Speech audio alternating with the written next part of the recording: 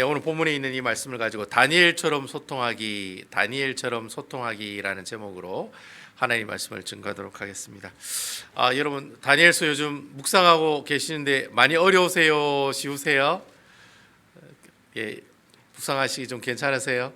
아마 여러분들 아직까지는 좀 쉬우실 거예요. 아마 다니엘서 6장까지는 여러분들이 내용을 보시면 충분히 이해하고 그리고 우리가 익히 잘 알고 있는 사건들 그런 얘기들이 나오기 때문에 이해가 쉽습니다. 근데 오늘 저 뒷부분의 말씀 31절부터 35절 보니까 이 내용이 비슷한 내용이 요한계시록 보면 나오거든요. 그래서 이 내용을 얘기하기는 좀 그렇고 어쨌든 뭐 이러한 내용들이 다니엘서 7장 이후에 보면은 아주 좀 어려운 이런 예언에 관한 내용들이 많이 나옵니다.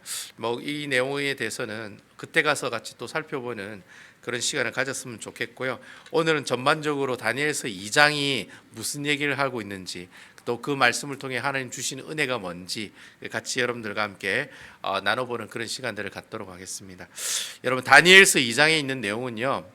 그 느부갓네살 왕이라고 하는 왕이 있어요. 이게 바벨론의 첫 번째 왕이죠. 여러분 잘 아시는 이 느부갓네살 왕은 예루살렘을 쫄딱 망했던 그 왕이 바로 이 느부갓네살 이 왕입니다. 이 느부갓네살 왕이 이 꿈을 꾸는 사건부터 시작이 됩니다. 다니엘서 2장을 보면은 그래서 2장의 첫 부분에 보시면 어제 내용이죠. 어제 내용에 보시면 이 느부갓네살 왕이 이제 꿈을 꿉니다. 꿈을 꿨는데 근데 이 참 아주 이 느부갓네살 왕은 좀 이상한 왕인 것 같아요. 뭐 역사적으로 봤을 때도 약간 좀 폭군이다. 뭐 그런 표현들이 있어요. 어쨌든 이 왕이 뭐라고 얘기하느냐면 내가 꿈을 꿨는데 이 꿈을 좀 해석해 달라, 해몽해 달라라고 이 신하들에게 명령을 합니다. 그래서 만약에 이 꿈을 해몽하지 못하면 내가 어떻게 합니까? 어제 성경에 보니까 몸을 어떻게 하겠다? 찢어서 죽이겠다. 뭐 그런 표현을 써요. 아주 뭐 좀 과격한 표현을 많이 씁니다. 찢어 죽이겠다. 그런 얘기를 해요. 그런데 재밌는 것은 느부갓네살 왕이 내가 꿈을 꿨는데 큰 돌이 하나 있더라. 그 돌이 갑자기 막 내 몸속으로 확 들어오더라. 그러면 애 낳는 꿈입니까? 태몽입니까? 하여튼 돌 한 개 하면 보통 아들이 많고 돌 여러 개 중에 예쁜 돌이라면 뭐 이렇게 딸이고 뭐 그런 얘기가 있죠. 뭐 어쨌든 간에 그게 태몽인지 아니면 뭐 자다가 그냥 환상을 본 건지 아니면 뭐 정신 몽롱한 상태에서 뭐 술 한잔 하시고 난 다음에 이상한 걸 봤는지 근데 봤으면 그런 내용을 얘기해야 되잖아요. 근데 그런 내용을 꿈에 대해서는 하나도 얘기 안 하고 일단 내가 꾼 꿈 다 해몽해 이렇게 얘기를 한 거예요. 그러니까 무슨 꿈을 꿨는지 뭐 꽃 한 송이가 내 몸에 들어오더라 아니면 뭐 용이 뭐 내 몸을 감아서 나가더라 뭐 이런 얘기를 해줘야지. 그것은 말입니다 아들을 낳으라고는 징조입니다 뭐 이렇게 해몽을 해줄 건데 꿈 얘기를 안 하는 거예요. 그냥 내가 꾼 꿈이 뭐게 알아맞혀봐 그리고 해석해봐 뭐 이런 식으로만 얘기를 하는 거예요. 그러니까 이제 술객들과 박수들과 술객들이 이제 미치겠는 거예요. 이게 술객이란 말이죠. 박수무당을 말하죠. 남자무당을 말하죠. 남자무당. 술객은 이제 마술사들입니다. 뭐 그 당시에 이렇게 뭐 마술을 행하는 그런 사람들이 있었죠. 그 사람들한테 이래 물었는데 꿈에 대해서 얘기를 안 하고 꿈을 해몽하라고 하니까 황당한 이제 제안을 하니까 결국엔 또 어떻게 합니까? 아무도 나서 가지고 자신의 꿈이 뭔지를 얘기를 안 해주니까 이 사람이 이 세상에 있는 이 바벨론에 있는 모든 술객들과 박사들을 어떻게 해요? 다 죽이라고 얘기 못하면 다 죽이라고 이제 그런 명령을 이제 내리게 되었다라고 하는 거죠. 그래서 일명 그 박사와 그 바벨론에 있는 뭐 박수와 또 술객들 뭐 이런 사람들을 일컬어서 다 지혜자다 그렇게 표현하고 있는데 성경에는 그 지혜자들을 다 죽이라. 그런 명령을 내리고 있는 내용이 바로 오늘 본문에 나오는 내용이에요. 그러니까 어제 나오는 내용이에요. 그리고 오늘 내용이 무슨 내용이냐면 이제 이때부터 누가 등장해요? 이제 다니엘이 등장한다는 거죠. 이제부터 이제 본격적으로 2장에 보면 다니엘이 등장한다는 겁니다. 그런 말도 안 되는 명령을 내리고 난 다음에 모든 사람이 다 죽게 되었을 때 이제 아마 이 근위대장 아리오게라는 사람도 이제 다니엘을 잡아가려고 왔어요. 오니까 이 다니엘이 아리오게에게 그렇게 얘기합니다. 나에게 시간을 좀 달라. 내가 해몽해 주겠다. 내가 분명히 그 꿈을 해몽할 테니까 해몽을 할 테니까 시간을 좀 달라. 그렇게 하고 이제 근위대장이 이제 아리옥은 돌아가게 돼요. 그래서 이제 그러고 난 다음에 이제 이 다니엘이 어떻게 합니까? 그 꿈을 오늘 24절의 말씀을 보면 그런 내용이 나와요. 이에 다니엘은 왕이 바벨론 지혜자들을 죽이라 명령한 아디옥에게로 가서 그에게 이같이 이르되 바벨론 지혜자들을 죽이지 말고 나를 왕의 앞으로 인도하라. 그리하면 내가 그 해석을 왕께 알려드리리라. 이제 잠시 내가 시간을 좀 달라고 해서 돌아갔어요. 그리고 난 다음에 이 다니엘이 어떻게 해요? 이제 아리옥이라고 하는 이 근위대장을 찾아가요. 찾아가서 내가 이제 그 꿈을 해몽해 주겠다. 나를 왕 앞으로 어떻게 해달라? 인도해 달라. 데리고 가게 해달라. 그렇게 얘기하는 장면의 내용이 바로 오늘 본문에 나오는 내용이라고 하는 겁니다. 그래서 오늘 본문에 보면은 알려드리리라라는 그런 내용이 나와요. 알려드리리라. 여러분 여기 본문에 나오는 알려드리리라 하는 이 내용은요, 참 이 구약 성경의 히브리어가 참 재밌는 게 나는 당신을 사랑합니다 이러면 그냥 평소에 하는 것처럼 나는 사랑합니다라고 표현하는 거잖아요. 근데 히브리어에 보면은 사랑합니다라고 똑같이 사랑합니다라는 글자인데 이게 약간 뒷부분에 있는 글자가 하나가 두 개 바뀌면서 이게 강하게도 얘기하기도 하고 약하게도 얘기하기도 하고 또 이렇게 뭐랄까요, 또 내가 하는 것처럼 얘기할 수도 있고 좀 히브리어가 좀 그런 어떤 아주 재밌는 아주 미묘한 그런 어떤 매력을 가지고 있어요. 근데 여기에 보면은 알려드리리라 이 내용이 어떤 내용이냐면 히브리어로 해석을 하면은 제가 직독직해를 하면 그렇게 해석을 할 수가 있어요. 내가 확실하게 정확하게 얘기해 줄 테니까 걱정하지 마세요. 이 얘기가 알려드리리라라는 내용이 나온다는 거예요. 히브리어로 해석을 하면은 그렇게 해석이 되는 거예요. 알려드리리라 이 내용은 내가 확실하게 얘기해 줄게요. 확실하게 얘기해 줄게요. 내가 꼭 그것을 얘기해 줄 테니까 걱정하지 마세요. 그런 내용의 표현이 바로 알려드리리라라고 하는 그런 내용의 말씀으로 해석을 할 수가 있다는 거예요. 그러니까 여러분 알려드리리라 이 내용을 딱 보는 순간 여러분 우리가 어떤 느낌을 받을 수 있습니까? 다니엘이 그때의 상황과 심경과 그 사람의 뭐예요? 믿음의 깊이를 우리가 추측할 수가 있다는 거예요. 생각해 보세요. 내 꿈을 해몽하라고 얘기했는데 꿈이 뭔지도 얘기를 안 해요. 근데 해몽을 하래. 이 황당한 순간에 다니엘이 아리옥에게 뭐라고 얘기합니까? 내가 확실히 할 수 있다. 내가 그걸 해몽해 줄 수 있다고. 확신에 찬 그런 음성을 통해서 아리옥이라고 하는 근위대장에게 나를 왕에게 데려달라고 지금 얘기하고 있는 내용이 바로 24절에 나오는 본문의 내용이라고 하는 거예요. 그래서 여러분 지금 다니엘의 주위 환경은 아주 편안한 가운데 있는 사건입니까? 아니면 지금 매우 위험한 가운데 있는 사건들입니까? 매우 위험한 가운데 있는 사건들이죠. 막 주위에 있는 사람들이 죽어나가고 있겠죠. 박수와 술객들에게 왕의 꿈을 해몽하라고 했는데 아무도 못하니까 주위에 있는 사람들이 막 잡혀가면서 죽고 있는 그런 사건들 가운데 있을 때 바로 지금 어떻게 해요? 다니엘은 그 주위에 있는 어떠한 일에도 상관없이 그 꿈을 해몽할 수 있다. 이미 그 꿈을 해몽하는 게 끝이 났다라고 지금 이 근위대장 아리오에게 얘기하고 있다라고 하는 겁니다. 그러면서 이제 이 결국에는 이 다니엘이 느부갓네살 왕 앞에 갑니다. 왕 앞에 가서 하는 얘기가 바로 28절에 나오는 얘기예요. 28절에 다니엘이 느부갓네살 왕에게 그렇게 얘기합니다. 오직 은밀한 것을 나타내실 이는 하늘에 계신 하나님이시라. 그가 느부갓네살 왕에게 후일에 될 일을 알게 하셨나이다. 다니엘이 이제 그 꿈에 대한 해몽을 하면서 뭐라고 얘기하느냐면 이것은 내가 한 것이 아닙니다. 누가 한 것이다? 하늘에 계신 하나님께서 하신 일입니다. 지금 그렇게 얘기하는 거예요. 하나님께서 나에게 은밀한 얘기를 해주시고 그 은밀한 것들을 나타내신 그분은 바로 하나님이라고 하는 분인데 바로 그분이 어떤 분이에요? 이 꿈을 해몽해 주신 당사자가 되시는 분이시다.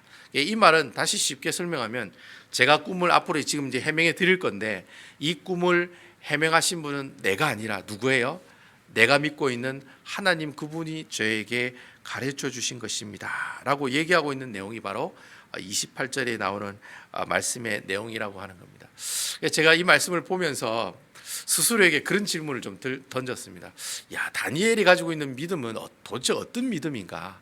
도대체 하나님께서 기뻐하시는 믿음의 사람은 어떤 사람인가? 이 다니엘의 입장에 봤을 때 다니엘이라고 하는 이 상황, 다니엘이 지금 하는 행동이라든지 오늘 하는 말들을 보면서 과연 다니엘이 가지고 있는 믿음이 어떤 믿음일까? 저는 그런 생각이 들어요. 다니엘이 가지고 있는 그 믿음은 어떤 믿음이냐? 바로 처음과 끝이 누구로부터 시작되고 누구로부터 끝이 나요? 내가 하는 모든 일들이 다 하나님으로부터 시작하고 하나님으로부터 끝이 난다는 사실을 알고 있는 사람, 바로 그 사람이 어떤 사람이에요? 믿음의 사람이라고 하는. 그러니까 내가 믿음이 있다, 내가 믿음이 좋다, 믿음이 참 탁월하다, 그런 칭찬을 받는 분들은 어떤 분이냐면은 내가 어떠한 상황에 있어도 내 상황을 시작하게 하시고 마무리하시는 분은 누구시라는 거예요? 주님이시라는 거예요. 그 사실을 확실하게 알고 있는 사람이 바로 믿음의 사람의 모습이요, 지금 다니엘의 모습들이다라고 하는. 그러면 다니엘이 그렇게 처음부터 끝까지 알파와 오메가 되신 그 하나님을 알고 있을 때 나타난 그 다니엘의 반응은 어떤 모습이었는가? 바로 교만한 사람의 모습들이 아니라 어떤 사람의 모습이에요? 아주 겸손한 사람의 모습으로 나타났다는 거예요. 그러니까 만약에 여러분 다니엘이 믿음이 조금만 가지고 있고 조금 약간 좀 믿음이 좀 그렇게 깊지가 못했다면은 하나님께서 그런 어떤 환상을 보여주시고 꿈에 대한 해몽을 말씀해 주시면 좀 어떻게 해요? 사람이 좀 왠지 좀 사람이 좀 으쓱으쓱해질 수 있는 그런 상황이잖아요. 주님께서 알지 못하는 비밀을 나만 가르쳐 준 것처럼 어떻게 보면 사람이 조금 우쭐해지고 교만해질 수도 있는 상황이라는 거예요. 근데 다니엘은 그렇지 않았다는 거예요. 주신 분도 주님이시고 그것을 밝혀주신 분도 주님이시고 그 꿈을 환상으로 해몽해 주신 분도 바로 하나님이시라는 거예요. 그 하나님을 어떻게 해요? 내가 했습니다, 제가 풀었습니다, 제가 알았습니다라고 얘기 안 하고 누구와 하늘에 계신 하나님께서 알게 하셨다. 그렇게 지금 다니엘이 고백하는 것처럼 처음부터 끝까지 모든 일을 하나님께서 주관하신다라고 하는 그런 고백을 하는 사람들의 특징이 바로 항상 어떠한 사람들이에요? 하나님 앞에, 사람들 앞에 겸손한 삶을 살아가는 그런 사람들. 그러한 사람들이 바로 어떤 사람들이에요? 다니엘과 같은 믿음을 가지고 있는 사람들이다라고 우리가 얘기할 수 있다라고 하는 겁니다. 잠언 11장 2절에 보면 그런 말씀이 있어요. 교만이 오면 욕도 오거니와 겸손한 자에게는 뭐가 있느니라? 지혜가 있다. 교만은 패망의 선봉장이요 넘어짐의 앞잡이다. 그러니까 여러분, 내가 했습니다, 나만 할 수밖에 없습니다, 내가 꼭 해야 이 일을 할 수 있습니다라고 생각하는 것 자체가 바로 어떤 거예요? 교만한 모습이요 오만한 모습이고, 겸손하지 못한 모습을 가지고 있는 것은 내가 처음으로 시작하게 하시고 마무리하게 하시는 그 하나님이 하나님이시다라는 그 고백을 하지 않는 사람들의 모습들이다라고 하는 거죠. 그러니까 결국에는 겸손이라고 하는 그릇을 가지고 있을 때 하나님께서 그 다니엘에게 무엇을 주셨어요? 하나님의 지혜와 하나님의 능력들을 허락해 주셨다는 거예요. 그러니까 그게 바로 다니엘이 가지고 있었던 믿음의 모습들이다라고 하는 거예요. 그러니까 내가 믿음이 좋다라고 하면 그분은 어떤 분이에요? 겸손하신 분이다라고 하는 거예요. 겸손한 그릇을 가지고 있는 사람에게 하나님의 지혜가 부어지고 하나님의 능력이 부어지고 다니엘과 같이 하나님의 은혜가 넘치는 사람으로 나타나게 된다라고 하는 것입니다. 그래서 여러분, 다니엘이 겸손이라는 그릇에 있을 때 하나님께서 그 그릇에다가 지혜를 부어주신 것처럼 결국에 그 지혜를 누가 주신 거예요? 바로 전지전능하신 하나님께서 우리에게 그 지혜를 허락해 주셨다라고 하는 거예요.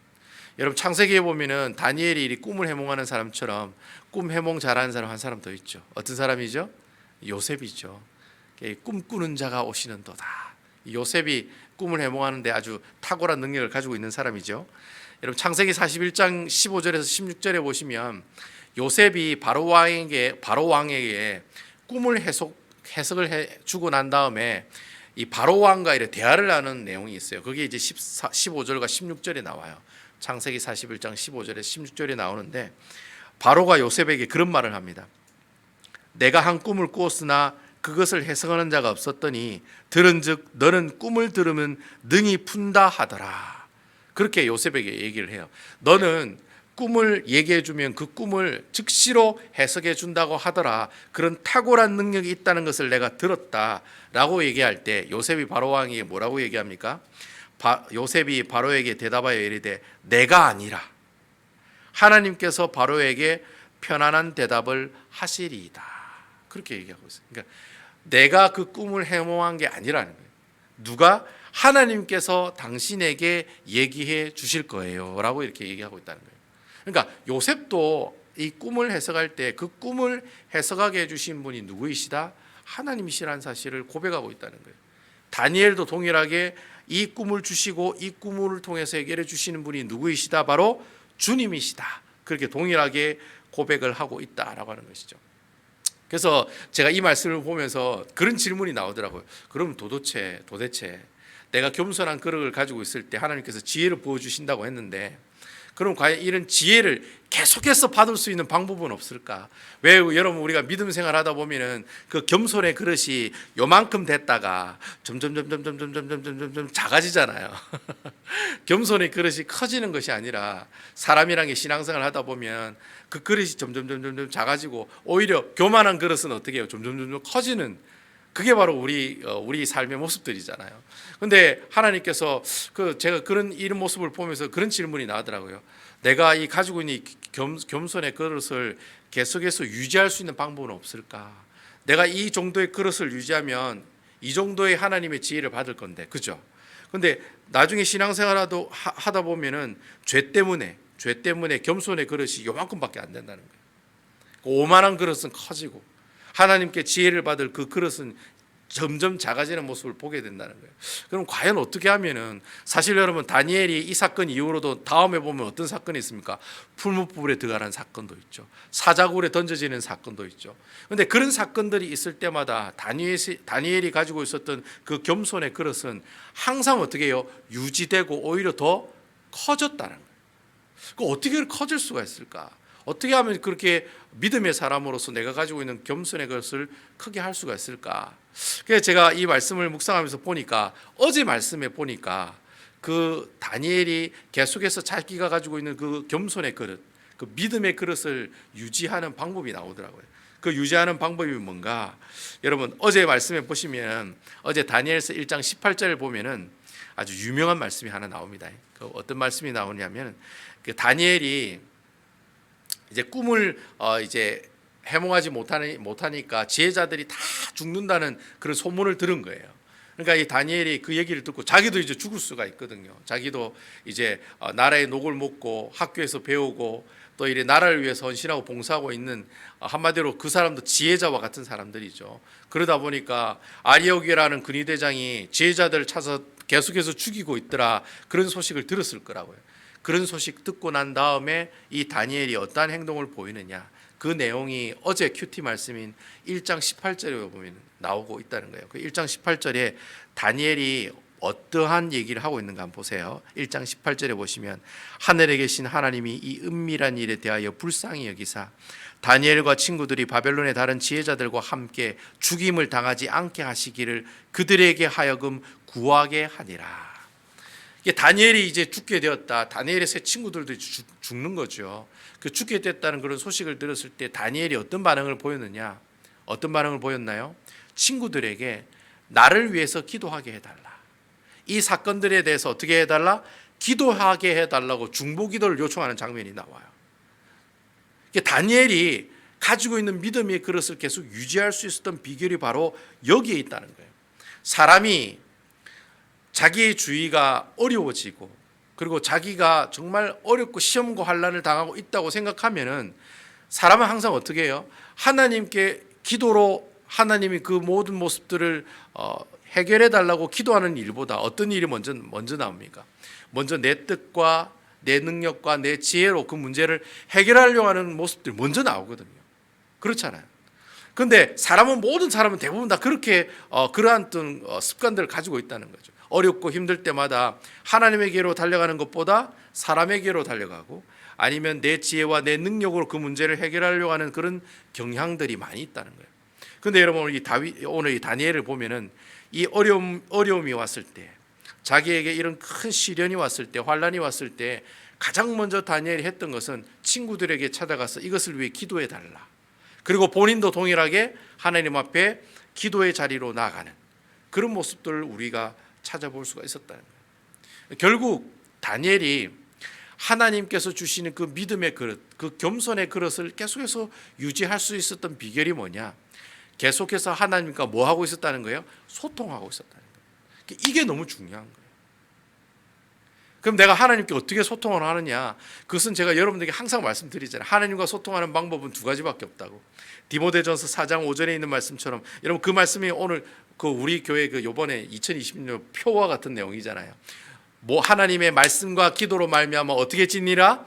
거룩해진다. 거룩해짐이니라. 하나님의 말씀과 기도로 거룩해진다라고 분명히 하나님의 말씀은 우리에게 얘기하고 있다는 거예요. 이 말씀이 뭐냐? 우리가 하나님과 계속해서 소통할 수 있는 방법 두 가지밖에 없다는 거예요. 하나님 말씀을 묵상하고 하나님께 어떻게 해요? 무릎 꿇고 기도하는 모습으로 나아가는 것. 이게 바로 하나님과 우리가 소통할 수 있는 비결이라고 하는 거예요. 그러니까 다니엘이 오늘 이 사건 이후로 나중에 또 보면은 풀무불에 들어가는 사건이 나와요. 그리고 나중에는 어떻게 해요? 기도하지 말라고 하는데 하나님께 3번 기도하다가 이 다니엘이 어떻게 해요? 사자굴에 들어가는 그런 일들이 계속해서 나와요. 그렇게 계속해서 나오는 어려움과 고통 가운데서 계속해서 그 어려움들을 이겨낼 수 있었던 유일한 방법이 뭐였느냐? 바로 계속해서 하나님과 어떻게 해요? 소통하는 그런 관계를 이끌어 나갔다는 거예요. 말씀을 통해서, 기도를 통해서 다니엘이 하나님과 만나고 하나님 말씀을 묵상하고 그 말씀대로 살아가고 또 그 말씀을 가지고 기도하는 삶을 살아갔을 때 바로 그때 그가 가지고 있는 그 믿음의 그릇의 양들을 잘 유지하고 나갈 수가 있었다라는 것이죠. 사실 우리 예수 믿는 사람들이 하나님 앞에 말씀을 묵상하고 기도하는 일을 잊어버리게 되면 어떻게 됩니까? 그것으로 끝이에요. 우리의 믿음을 모두 잃어버리는 방법 중에 하나가 바로 그거예요. 하나님의 말씀을 잊어버리고 하나님께 기도하는 기도 생활을 잊어버리는 것. 이것 때문에 우리의 믿음의 그릇이 점점점 작아지게 되고 또 우리가 이런 어려움들이 왔을 때 그러한 어려움들을 이겨내지 못하고 쉽게 실망하고 좌절하는 그런 모습들을 우리가 경험하게 된다라고 하는 것입니다. 그래서 여러분, 우리 믿는 사람들은요, 항상 이렇게 소통하려고 애를 써야 돼요. 항상 말씀을 묵상하려고 힘을 쓰셔야 되고, 그리고 또 시간이 있을 때마다 하나님 앞에 기도하며 나오는 그 자리를 계속해서 유지해 나가는 모습들이 있어야 된다라고 하는 겁니다. 여러분, 다니엘이라고 하는 이름의 뜻이 뭔지 아세요? 이 다니엘이라고 하는 이름의 뜻은요, 나의 심판자는 하나님이시다. 이게 다니엘의 이름의 뜻이에요. 나의 심판자가 되시는 분은 하나님이시다. 여러분, 다니엘이 가지고 있는 그 이름의 원뜻처럼 내가 왜 하나님 말씀과 기도로 거룩한 삶을 살아가려고 애를 써야 되느냐? 내가 마지막을 알고 있기 때문에 그러한 삶을 살아야 된다는 거예요. 우리의 마지막이 어떻다는 거 여러분 잘 아시잖아요. 나중에는 분명히 어떻게 해요? 하나님께서 거룩한 삶을 살아가는 사람들과 그렇지 않은 사람들을 어떻게 해요? 심판하는 그 자리에 가는 것이 예수 믿는 사람들이 가는 자리예요. 동일하게 예수를 모르고 하나님을 모르는 사람들도 동일하게 하나님의 그 심판대 앞에 다 서게 된다는 거예요. 우리는 알잖아요. 어떻게 하면 이 심판대에서 하나님으로부터 상급을 받을 수 있는지를 잘 알고 있잖아요. 그래서 여러분, 우리가 항상 이 마지막 때가 있다는 사실을 알고 있기 때문에 내가 어떻게 해요? 항상 하나님과 교제하고 하나님과 소통하는 그런 삶들을 살아가려고 애를 쓰는 모습으로 살아가게 된다라는 겁니다. 그래서 여러분, 믿는 사람들은 안 믿는 사람들하고 분명히 차이가 있고 분명히 그 삶이 어떻게 해요? 틀리는 삶으로 살아가야 된다는 거예요. 분명히 그 삶의 모습들은 서로 다른 모습으로 살아야 된다는 거예요. 예수 믿는 사람들이 예수 안 믿는 사람들하고 똑같은 생각을 가지고 똑같은 행동을 하면은 바로 그것이 어떤 사람이에요? 그러나 하나님의 심판대에 섰을 때 똑같이 하나님의 심판을 받는 사람이 된다는 거예요. 결국 우리가 하나님의 심판대에 섰을 때 착하고 충성된 종이라 하나님 앞에 그런 칭찬을 받기 위해서는 우리가 어떻게 해야 되느냐? 바로 하나님의 말씀과 기도로 하나님과 소통하는 삶을 꾸준히 이끌어 나가는 사람들이 바로 하나님께서 기뻐하시는 믿음을 가지고 있는 사람, 다니엘의 믿음을 가지고 있는 사람의 모습들이 된다라고 하는 것입니다. 여러분들이 가지고 계시는 믿음의 그릇은 어떤지 저도 잘 모르겠어요. 하지만 여러분, 작은 믿음의 그릇이라도 그 믿음의 그릇이 점점 작아지고 소멸되는 것이 아니라 믿음이 점점 커지는, 그 그릇이 점점 커지는 그런 모습들이 있기를 주님의 이름으로 축원을 드리겠습니다. 가지고 계시는 겸손의 그릇이 커질 때 내가 담을 수 있는 하나님의 지혜와 명철이 많아지는 거예요. 하나님 은혜가 많아지는 거예요.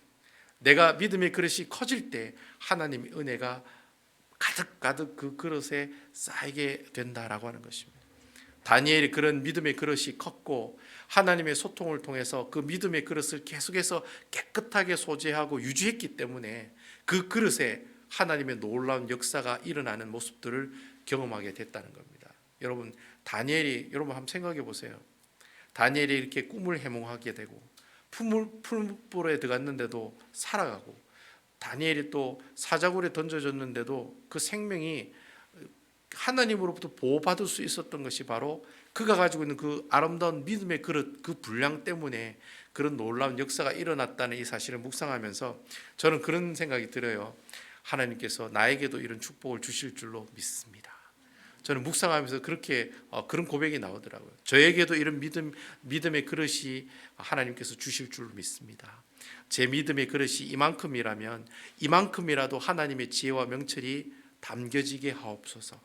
겸손한 마음으로 주의 종으로 살아갈 때 교만하고 오만한 모습이 아니라 겸손한 마음으로 정말 성도들을 섬기고 성도들의 기도 제목을 가지고 기도해주고 그들을 돌보고 그들을 위해 헌신하는 모습으로 살아갈 수 있게 해달라고, 여러분들도 저를 위해서 기도하시고 저도 여러분들을 위해서 기도함으로 정말 다니엘이 가지고 있는 이 믿음을 통해서 저는 그런 생각을 해요. 왜 다니엘만 이런 하나님의 축복을 받느냐? 저는 그렇지 않다고 봐요.